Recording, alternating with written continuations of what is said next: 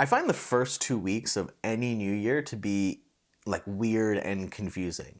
And only because like I feel like it's January 1st, but you feel like you're not ready for it. You almost just jump into the new year.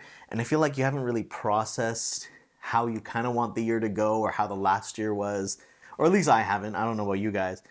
And I think this year, especially because of the rebrand and a bunch of other things, this year has felt the most kind of unsettled. And so I thought I'd make like a quick video talking about like my process to kind of settle myself in.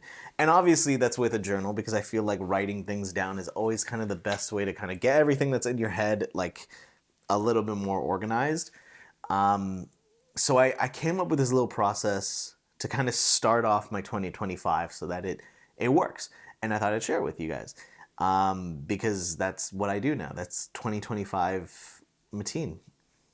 So the first question I start with is things I want more this year and things I want less this year. These could be experiences, habits, things that you do, situations that you find yourself in. It could be anything, but it's things that you want more of in your life and things you want less of in your life. And the reason why this is important, because it helps you kind of create the lifestyle that you want. So for example, for me, I want to be able to go to the gym more, read more, have more free writing sessions, and things like that. So I know for me, I need to prioritize that more in my life. Now, of course, you're not going to be perfect, but the good thing about this is it's not like one big goal. Rather, it's kind of creating these small little habits that will kind of help you get to where your kind of ideal lifestyle. Also, I find there's no limit on this. I like to write as many things, just kind of like get them out there, because I find it helps with the next few questions. The second thing is actually something that I got from the Atomic Habits book by James Clear,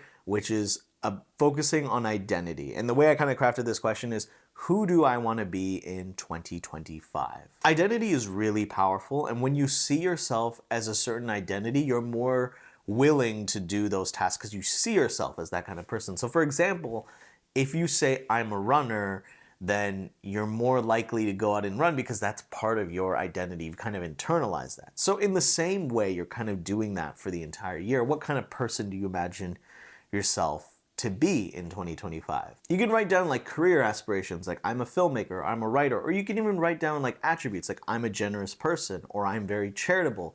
And the idea is not to like gloat. The idea is to kind of say like, these are the kind of things that I value, and this is the things that I kind of want to see myself show up for more in 2025. And the final question is things I want to accomplish before the year 2025 ends. Now this sounds very New Year's resolution-y, I get that, but I find this question is a little bit better because it's like almost like a checklist. It's almost like a bucket list is the way I like to think of it. I actually did this this past August because with the rebrand and everything, I kind of wanted to take a step back and reevaluate what I wanted to do before the year ends.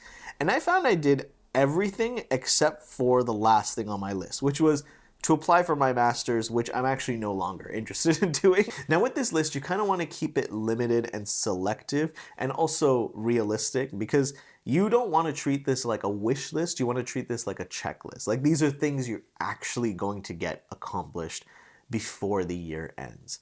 So these are more targets rather than like, oh, I kind of hope that I do this. I find this way you actually do end up doing all these things rather than just having a wish list of things that you're like, oh yeah, this would be great. And then 6 months in, you're like, yeah, these are unattainable. I give up on all of them. And that's it. That's all it is. 3 questions to help you clarify what you want your year to look like, what you want to be doing, who you want to be, and all of that kind of stuff. I find this gives you a nice kind of stepping stone to start the new year and to kind of get things done. Whereas I feel like when I don't do this, I feel like my mind is all over the place and I'm like, oh, I don't really know what to prioritize or not. So hopefully this helps. Hopefully you do it. If you do, let me know. If you don't, you can still let me know. That's totally fine. But yeah, let's all hope we all have an amazing new year and just enjoy it. That's all that matters.